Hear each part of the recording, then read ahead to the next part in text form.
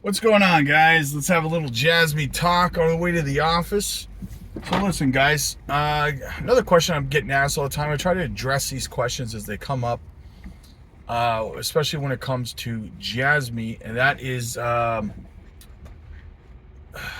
people ask me, is because JASMY is an ERC20 token, is this whole narrative with Ethereum and the SEC coming after them, is that going to affect JASMY in a negative way if Ethereum dumps? All that stuff, right?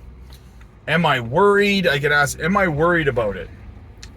So there's a lot. The thing is, guys, there's a couple of narratives when it comes to Ethereum that you want to pay attention to. And yes, JASMY is an ERC20 token, and yes, things, based obviously on the network that a token is on, can obviously, have a effect on the token itself, right? i.e. Bitcoin and all of its pairings, for example, right? Anyway, I digress. So the negative narrative when it comes to Ethereum is that the SEC, potentially, now they haven't officially launched any kind of lawsuit against Ethereum Foundation, right?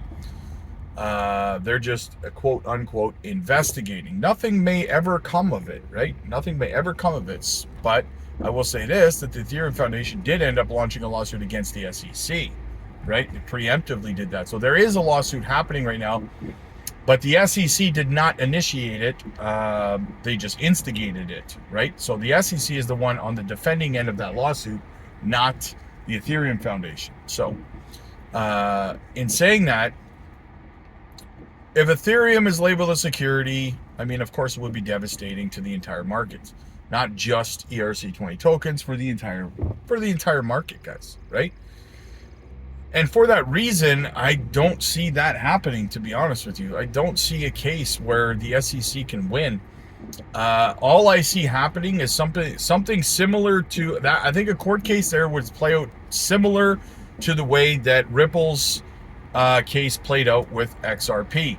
And that is that initial sales of XRP were declared securities, but the sales of XRP on the secondary market were not securities, and that XRP itself, in and of itself, is not a security.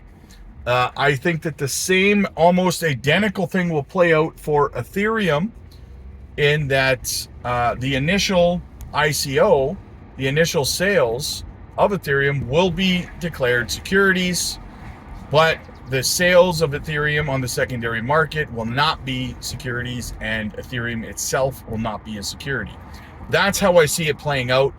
It's fairly identical to XRP's history, so I mean that's how it's going to play out. So I don't see that necessarily crashing ERC20 tokens in a negative way. I'm going to close my window, which is a jet flying over me.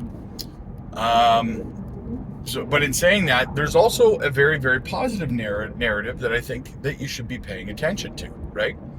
And that is the Ethereum ETFs. Now, of course, we're talking about the United States ETF that's on hold, or undetermined, and we know that Gary's going to deny that ETF because, well, let's be honest, he's Gary, right? So Gary's gonna do Gary things, right?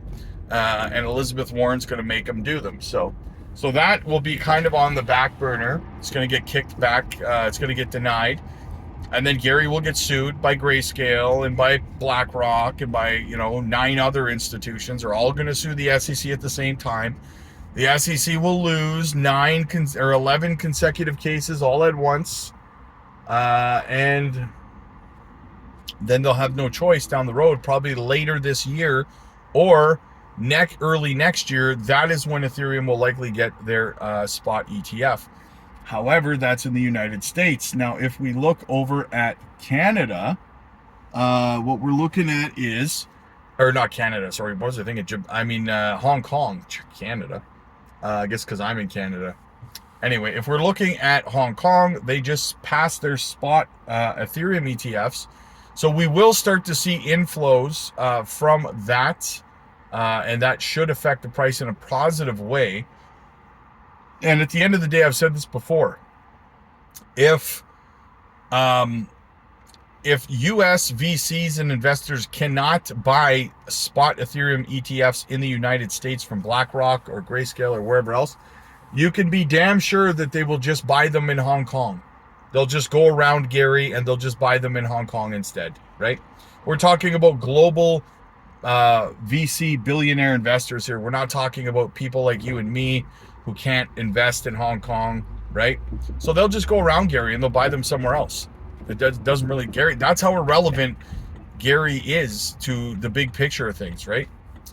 But so that's why I think we're going to see the positive there, and that is why I do not think in the long run being on the Ethereum network is going to affect JASMY in a negative way.